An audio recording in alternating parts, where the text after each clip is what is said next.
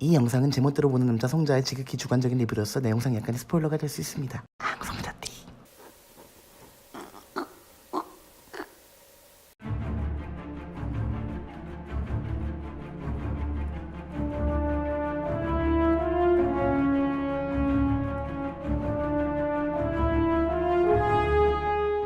안녕하세요. 루치의 제멋대로 보는 남자 송좌입니다. 오늘 리뷰할 영화는 어스입니다.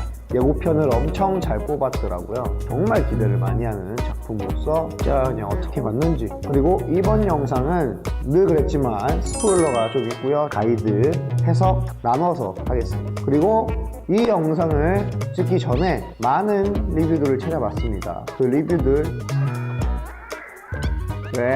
댓글 정보란에 다 넣을 테니까요. 그분들께 다시 한번 감사드립니다. 많이 배우고요. 저도 더 보는 눈이 넓어질 수 있도록 노력하겠습니다. 그럼 지금부터 어스 시작합니다. 어스. 먼저 가이드, 스포일러 전에 봐도 될 만한 요소들로 시작하겠습니다. 조던 필 감독의 두 번째 영화죠. 겟아웃으로 아주 히트를 쳤어요. 이 감독은 메타포, 상징성 이런 것들이 뛰어난 감독이고 원래 코미디언 출신으로 저는 알고 있습니다. 그렇기 때문에 유머적인 요소들이 꽤 있습니다.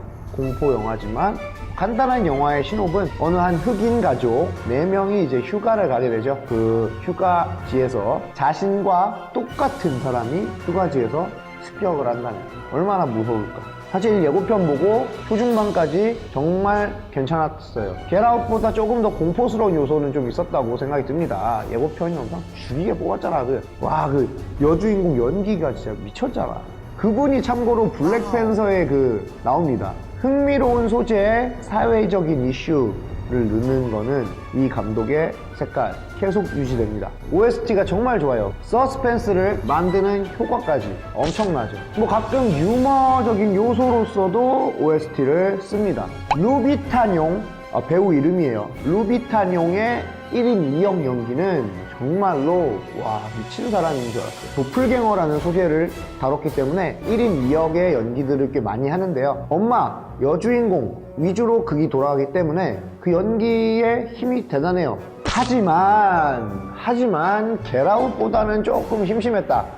이게 무슨 말이냐, 겟아웃은 정말 수작이라고 생각하고요. 어스는 조금 애매하다고 생각합니다. 여러 가지 소스들이 있어요. 토끼라든지 예레미야 11장 11절, 가위, 그리고 미국 그 캠페인, 그림자, 종이 인형, 호두깎이 인형 등 엄청난 소재들을 뿌리는데 겟아웃은 약간 좀 잘 숨겼고 그걸 이렇게 쭉 보면서 조금 풀리는 듯한 느낌이었고, 이렇게 봐도 재밌었고 저렇게 봐도 재밌었어요. 근데 이 어스는 대놓고 메타포들이 많다 보니까 일단 상징성이 뚜렷한 것들을 많이 쓰고요. 이 감독이 말하자고 하는 바 때문에 반전도 어느 정도 볼 수 있었다. 반전은 제 생각에는 약합니다. 하지만 이 반전이 그 반전에 쓴 그런 개연성과 디테일이 조금 부족하다. 이 주제의식에 조금 더 기울어져 있다 라고 생각합니다.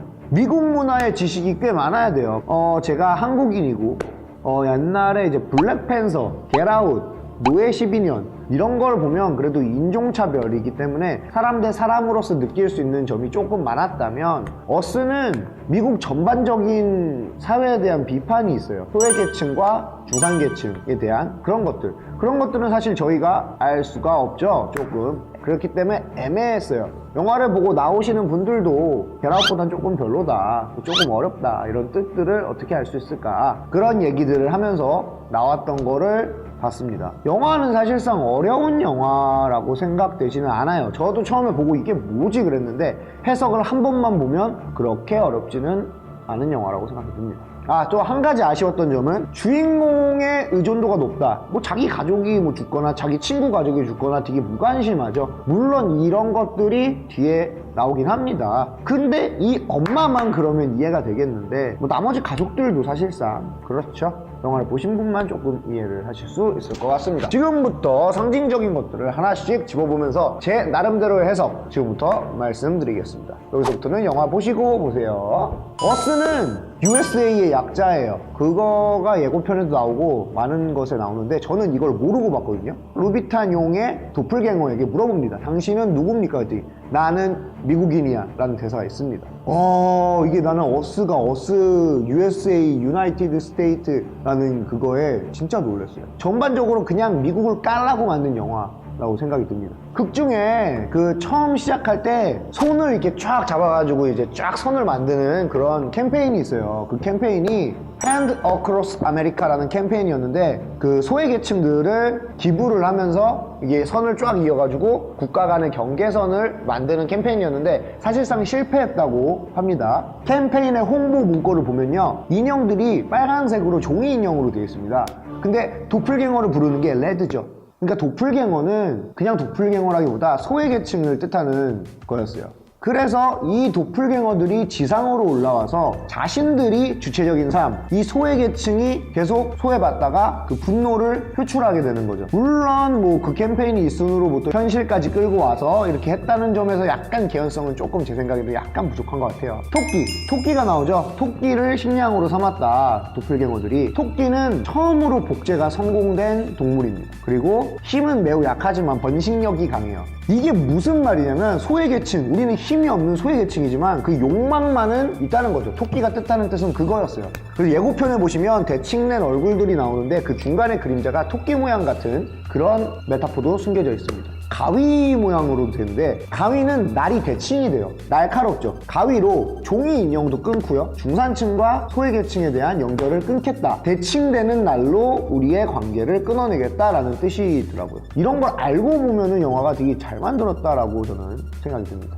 호두까기 인형이 나오는데 루비탄 용이 반전이 있은 후에 이제 그 발레하는 씬을 교차 편집으로 플래시백으로 자꾸 보여주죠. 호두까기 인형에는 두 가지 엔딩이 있습니다. 첫 번째는 주인공이 꿈에서 깨서 현실의 아침을 맞이하는 거고요. 두 번째는 꿈에서 깨어나지 않아요. 복제 인간이 결국에는 지금 주인공이잖아요. 지상에 올라와서. 그러니까 얘는 후자의 꿈을 꾸는 거고 이 원래 있던 애는 전자의 꿈을 꾸는 거예요. 그러니까 그 발레 곡을 하면서 두 명의 운명이 더 명확하게 보인다는 거지. 이 발레 무대는 두 명의 엔딩을 모두 다 충족시키는 장치였다.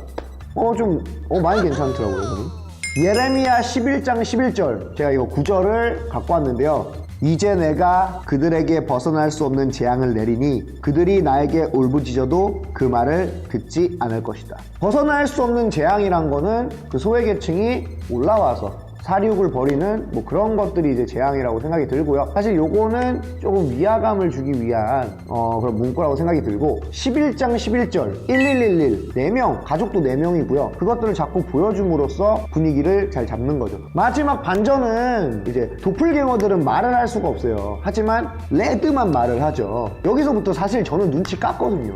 중반에 딱 보자마자 저 사람만 특별한 힘이 있구나. 그러면서 떡밥을 계속 넘겨요. 나중에 그 멀린의 숲이 그 약간 그런 그 거울의 방, 인형의 숲 그 중요한 장소인데 길을 한 번도 잃지 않고 마지막 지하로 내려가는 거, 계속해서 대칭을 보여주는 거. 우리는 갔지만 다른 길을 갔어요. 그 얘기를 하죠. 그래서 레드가 난 너를 정말로 너의 삶을 살고 싶었고 너를 죽이고 싶었다, 뭐 그런 얘기들을 해요. 그리고 처음에 우리가 영화를 보면 멀린의 숲에서 충격을 먹어서 말을 못하는 것처럼 나오지만 사실은 원래 언어적인 능력이 없던 도플갱어였다는 거죠. 이런 떡밥들을 영화를 조금 보면서 2회차를 제가 좀 생각 중이기도 한데 2회차를 보면 조금 더 재밌지 않을까 싶습니다.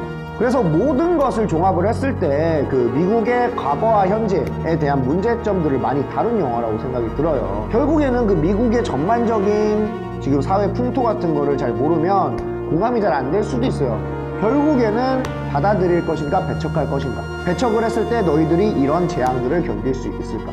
나가서 실패한 캠페인을 하는 것은 자신들의 열망을 표출한 거라고 생각이 들어요. 그리고 자신들이 올라가고 싶은 올라가고 싶은 욕구가 아니고 자신들을 알아달라는 거예요. 자신들도 똑같은 사람, 도플갱어, 소외계층이기 전에 당신들과 똑같은 사람이란 걸 알려주고 싶은 장치인데 솔직히 지상에 있는 사람들은 무섭다, 피하고 싶어, 아니면 그냥 도축당하고 사냥당하죠. 이거는 모든 그런 편견과 감정에 저는 어느 정도 일치하는 부분은 있다고 생각이 듭니다. 진짜 많은 것이 담겨있는 영화였어요. 무서운 장면들보다는 연기에서 주는 포스, 영화에서 주는 포스가 좀 있었고요. 저는 중간중간에 진짜 많이 웃었어요. 근데 총평 가겠습니다. 총평.